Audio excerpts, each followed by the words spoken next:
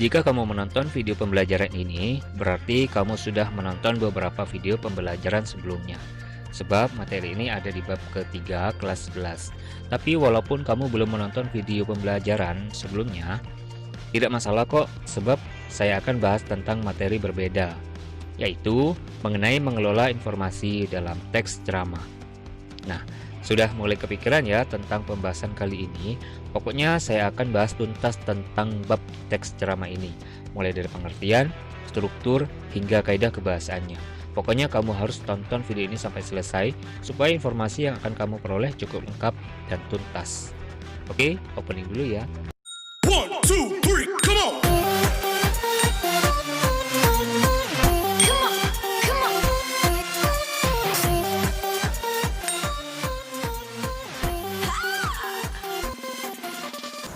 Selamat datang di channel YouTube kami.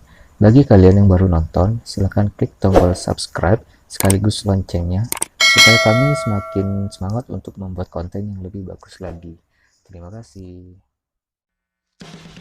Pernahkah kamu mendengarkan ceramah? Ayo, pasti pernah kan?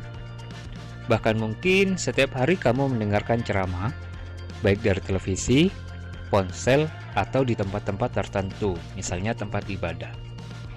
Dengan mendengarkan ceramah tersebut, maka kamu akan mendapatkan informasi, pengetahuan, dan wawasan yang lebih banyak lagi dari ceramah tersebut kan? Karena memang sebuah ceramah menyimpan banyak informasi di dalamnya. Berbicara tentang ceramah, pernahkah kamu memiliki keinginan untuk tampil di depan umum? Misalnya, tampil untuk menyampaikan informasi sejenis ceramah. Sebagai generasi muda, kamu juga harus berlatih menyampaikan ceramah loh. Selain untuk melatih kepercayaan diri, ketika berbicara di depan umum loh ya tentu saja, menyampaikan ceramah juga bermanfaat untuk membagikan informasi atau bahkan kebaikan kepada orang lain. Dengan berceramah, kamu dapat membagi ilmu yang kamu miliki kepada orang lain. Jadi, aktivitas ceramah cukup bermanfaat bukan? Pengertian ceramah. Berdasarkan sedikit gambaran tentang ceramah tadi, maka dapat kita simpulkan bahwa ceramah itu merupakan pembicaraan di depan umum yang berisi penyampaian suatu informasi, pengetahuan, dan sebagainya oleh orang-orang yang menguasai di bidangnya, dan yang mendengarkan biasanya melibatkan banyak orang. Ada pula yang disebut dengan pidato dan khutbah. Untuk memahami kedua hal tersebut, cermati perbedaan di antara keduanya ya. Yang pertama, pidato adalah pembicaraan di depan umum yang cenderung bersifat persuasif, yakni berisi ajakan ataupun dorongan pada halayak untuk berbuat sesuatu. Sementara khutbah adalah pembicaraan di depan umum yang berisi penyampaian pengetahuan keagamaan atau praktik beribadah dan ajakan-ajakan untuk memperkuat keimanan. Nah, itu dia dari beberapa pengertian pidato dan khutbah. Jenis-jenis informasi. Dalam ceramah pasti ada beberapa informasi yang akan disampaikan. Nah, jenis-jenis informasi tersebut dapat dikategorikan sebagai berikut. Di sini ada beberapa poin ya. Mari kita bahas satu persatu. Informasi yang pertama adalah informasi berdasarkan fungsi. Maksudnya, informasi yang bergantung pada materi dan juga kegunaan informasi. Yang termasuk informasi jenis ini adalah informasi yang menambah pengetahuan, informasi yang mengajari pembaca, atau informasi edukasi atau edukatif, dan informasi yang hanya menyenangkan pembaca yang bersifat fiksional atau khayalan. Nah, informasi yang menambah pengetahuan misalnya tulisan tentang pergantian kurikulum. Sementara informasi edukatif misalnya tulisan tentang teknik belajar yang jitu. Sementara itu, informasi yang menyenangkan misalnya cerita pendek, novel, karikatur, dan komik. Jenis informasi yang kedua yaitu informasi berdasarkan format penyajian. Maksudnya, informasi ini berdasarkan bentuk penyajian informasinya. Nah, di media massa dikenal berbagai bentuk penyajian, yaitu dalam bentuk tulisan, foto, kartun, ataupun karikatur. Sementara, bentuk tulisan sendiri dibagi beberapa jenis juga, yaitu dikenal bentuk berita, artikel, karangan, terus resensi, dan karya fiksi. Jenis informasi yang ketiga yaitu informasi berdasarkan lokasi peristiwa. Maksudnya, informasi berdasarkan tempat kejadian peristiwa berlangsung. Dengan demikian, informasi dibagi menjadi informasi daerah, nasional, dan mancanegara. Pada poin keempat, jenis informasinya berdasarkan bidang kehidupan, yaitu informasi berdasarkan bidang-bidang kehidupan yang ada. Bidang-bidang yang biasanya dibedakan itu misalnya pendidikan, olahraga, musik, sastra, budaya, dan iptek. Sementara jenis yang kelima, informasi berdasarkan bidang kepentingan, yaitu dapat dibedakan menjadi 4 jenis cabang lagi, yaitu sebagai berikut.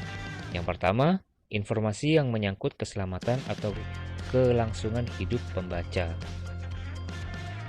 Yang kedua, informasi yang menyangkut perubahan dan berpengaruh pada kehidupan pembaca.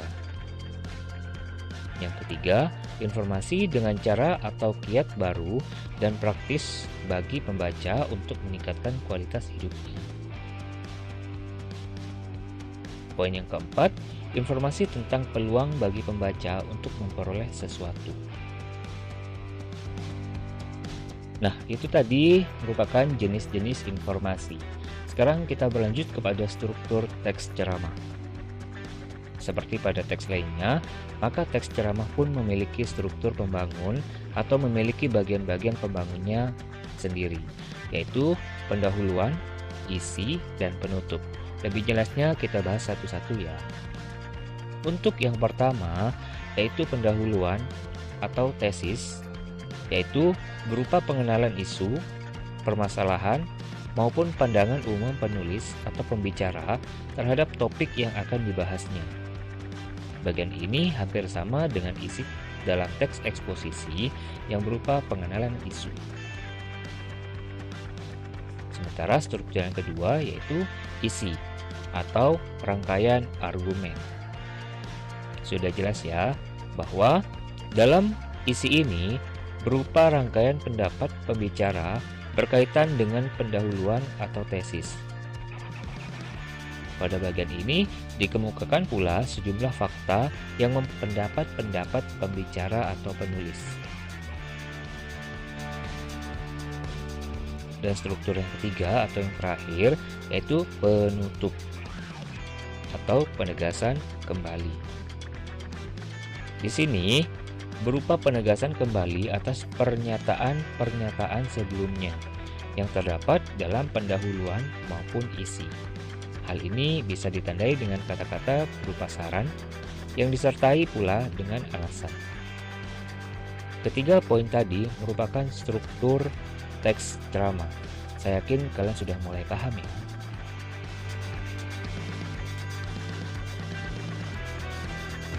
Baik, pada bagian ini kita akan belajar mengenai kaidah kebahasaan teks ceramah. Kaidah kebahasaan yang pertama yaitu menggunakan kata ganti orang pertama tunggal dan kata ganti orang kedua jamak sebagai sapaan. Kata ganti orang pertama yakni saya, aku. Mungkin kata kami apabila penceramahnya mengatasnamakan kelompok. Teks ceramah seringkali menggunakan kata sapaan yang ditunjukkan pada banyak orang, seperti hadirin, kalian, bapak-bapak, ibu-ibu, atau saudara-saudara. Sementara poin yang kedua atau kaidah kebahasaan yang kedua yaitu menggunakan kata-kata teknis atau peristilahan yang berkenaan dengan topik yang dibahas. Pada poin ketiga, menggunakan kata-kata yang menunjukkan hubungan sebab akibat. Misalnya, jika, maka, sebab, karena, dengan demikian, akibatnya, oleh karena itu. Dan menggunakan kata-kata yang menyatakan hubungan temporal atau perbandingan atau pertentangan. Contohnya seperti sebelum itu, kemudian, pada akhirnya, sebaliknya, berbeda halnya, namun. Yang keempat, menggunakan kata-kata kerja mental. Contohnya, diharapkan, memperkirakan, menduga, berasumsi, ataupun menyimpulkan. Sementara poin yang terakhir atau yang kelima, menggunakan kata-kata persuasif atau ajakan, ya. Contohnya, hendaklah, sebaiknya, diharapkan, perlu, harus.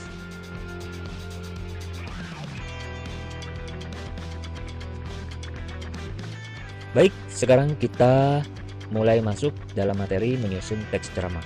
Untuk yang pertama, yang harus kalian lakukan adalah menentukan topik. Nah, di sini penting ya. Kedua, setelah kalian menentukan topiknya, kalian harus merumuskan tujuan ceramah. Cara yang ketiga yaitu menyusun kerangka ceramah. Sekarang, poin yang keempat atau yang terakhir yaitu menyusun ceramah berdasarkan kerangka. Itu dia keempat cara menyusun teks ceramah. Cukup gampang bukan? Semoga kalian bisa ya. Demikian informasi pembelajaran tentang teks ceramah ini ya. Semoga bisa dijadikan bahan tambahan informasi serta referensi belajar kamu selama di rumah. Kapan-kapan kita lanjut dengan materi pembelajaran lainnya ya. Semoga Allah masih menjaga kita dari keburukan. Amin. Baik, jika kalian menganggap video ini bermanfaat, silakan klik like. Bagi yang belum subscribe, silakan subscribe. Komentar yang sopan dan bagikan ke semua sosial media yang kamu punya ya.